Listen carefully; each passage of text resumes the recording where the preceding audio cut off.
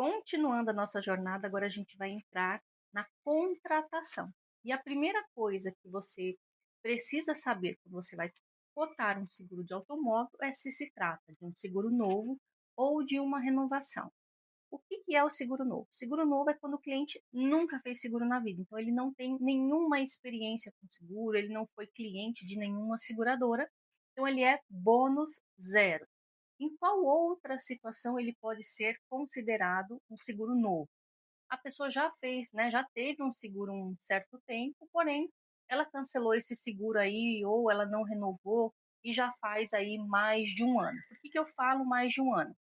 Porque dependendo do bônus que essa pessoa tinha, ela tem aí um período longo ainda para utilizar esse bônus. Então, se a pessoa fala que em algum momento teve seguro, eu tive seguro faz, sei lá, 3 meses que eu não renovei, ou então faz 3 meses, 4 meses que cancelou, você vai pedir a cópia da última pólice, porque de posse dessa pólice, você vai identificar o bônus que ele tinha, vai utilizar ali a tabelinha de bônus para saber se ele ainda tem direito ou não ao bônus. Então, basicamente, a diferença está na classificação do bônus. E o bônus, ele, né, dependendo ali da classe de bônus, ele faz sim muita diferença na cotação. Então, seguro novo, bônus zero, renovação quando há possibilidade de utilizar algum bônus.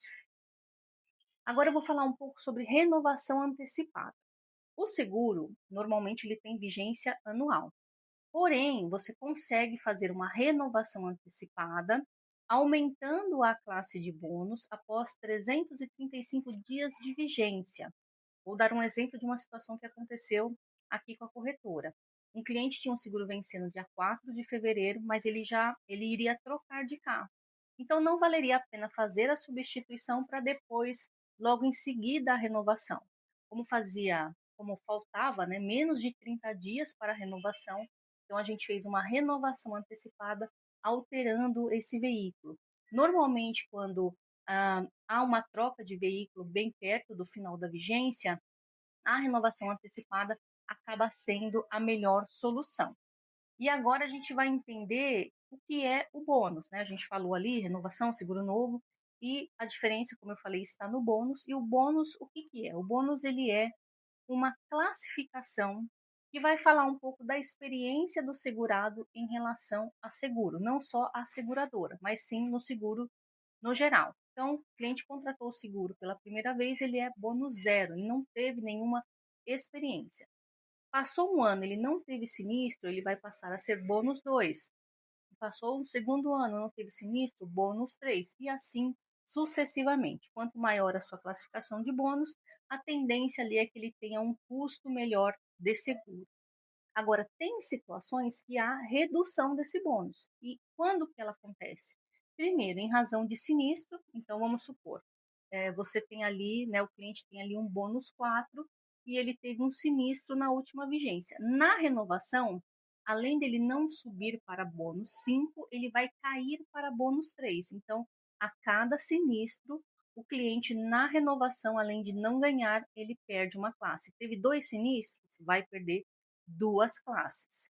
Outra situação que o bônus pode ser reduzido é na ampliação de cobertura. Um exemplo bem clássico: o cliente contratou seguro roubo e furto. E aí, no próximo ano, ele quer fazer a contratação de um seguro total. Acontece da mesma forma como acontece no sinistro. Ao invés dele ganhar uma classe, ele vai perder uma classe. Então, não aumenta e ainda assim diminui uma classe.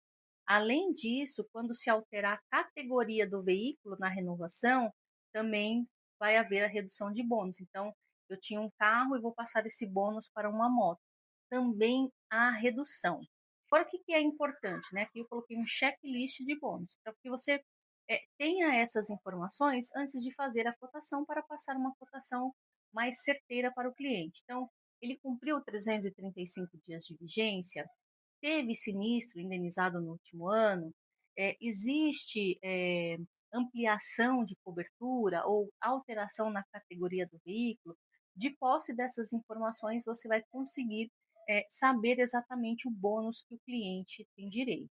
Quando a gente fala de bônus, a gente tem que falar também sobre transferência de direitos e obrigações. O que que acontece? O bônus, ele é do segurado, mas em algumas situações ele pode ser transferido para outras pessoas. Quais são essas situações?